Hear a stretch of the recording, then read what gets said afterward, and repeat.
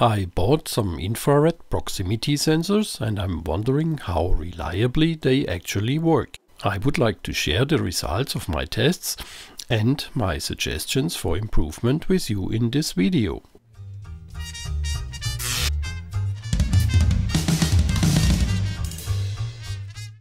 It's really great that you can buy proximity sensors for little money. I want to use them for maker projects and I'm curious how reliably they actually work. I think the results will be interesting for many of you out there. First, let's have a closer look at the components of that sensor. I see an infrared transmitter diode, a receiver diode, a trim potentiometer to adjust the sensitivity, and a few resistors. And then there is an integrated circuit, the LM393. A look at the datasheet tells us that this is a comparator with an emitter coupled circuit, a common standard component. Then we have two green LEDs on board. The first one indicates supply voltage, the second one shows the status of the digital output. It lights up when the output is low. The working principle is pretty simple. The infrared radiation sent by the transmitter diode is reflected by an object and then detected by the receiver diode. As soon as the reflected radiation exceeds a certain level, the state of digital output changes from high to low. I'm showing the digital output status for you on this nice old ICE multimeter, an ingenious measuring device at its time. Normally, you don't need a measuring device for any of these tests, because the second green LED always gives you feedback. Given the simple working principle, you should not expect top performance from this sensor. I would like to test that sensor now, in order to understand where its limitations are. When you think about it, you expect that objects with different colors are detected in different maximum distance. I use a sheet of paper that is printed with different colors for my test. As expected, a white surface is detected best, simply because it reflects infrared radiation well. But it can get much better. I was able to detect a precisely aligned mirror up to almost 80 centimeters. For very dark surfaces, the detectable distance is reduced to around half compared to white surfaces. Surprisingly, the colored surfaces are all roughly in the same range.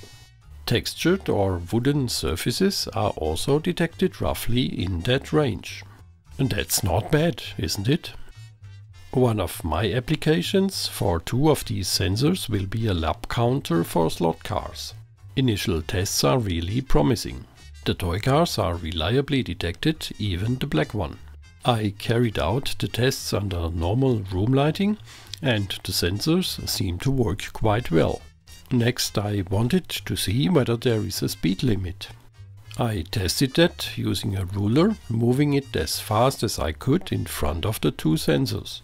From the time difference measured between the two sensors, I derived that I reached approximately a speed of 10 meters per second with the ruler in my hand.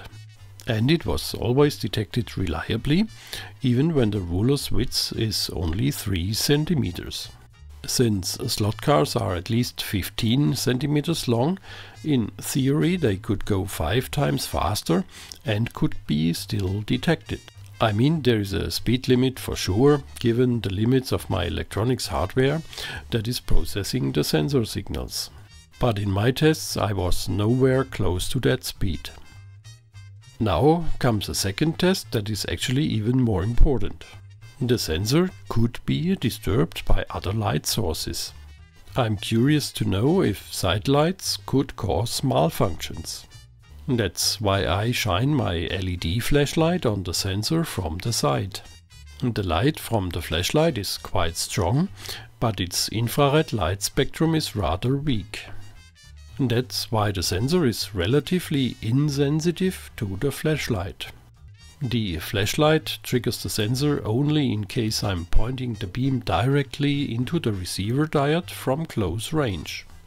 Okay, I can live with this result. The lighting in the room or office should hardly disturb that sensor.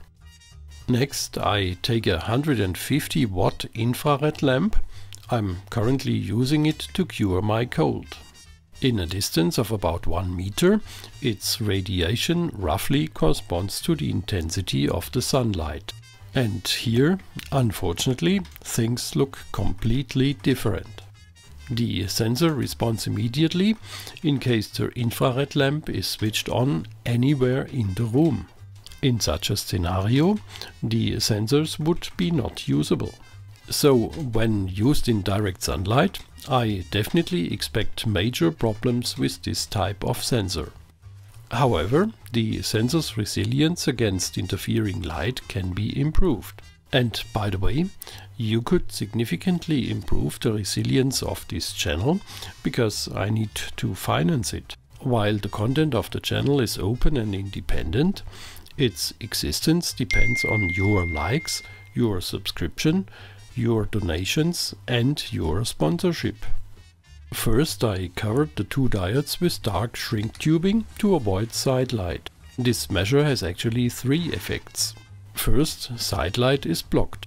Second, the sensor's performance improves somewhat because radiation no longer directly couples to the receiving diode. Third, it makes a sharper defined trigger point as the scattered radiation is reduced. I then cover the entire circuit board with a black cover so that no light could reach the receiver diode from behind. Yes, what can I say? This simple measure has made the thing less prone to failure. Side light is practically no longer disturbing. However, if you have strong infrared emitters or sunlight in the room, it will still be difficult. I will take the findings into account when designing a 3D printed housing. And of course, it's no surprise that the sensor generally works best against a dark background. Given the results, I think I can use this simple sensor for a number of my projects. And I hope you can derive some added value from it for your purpose too. Yes, these simple proximity sensors are having their weakness. You simply can't expect the same performance as from a high-tech product. However, the performance can be improved a bit with a few simple design measures on the housing. But direct sunlight or other strong light sources could still cause malfunctions. Acoustic or microwave sensors are certainly a better choice in that case. By the way, IR sensors could be significantly improved through modulation and coding. Let's see, maybe I will make a video about it later. Now stay tuned and don't forget to support the channel. See you soon in the coming episodes.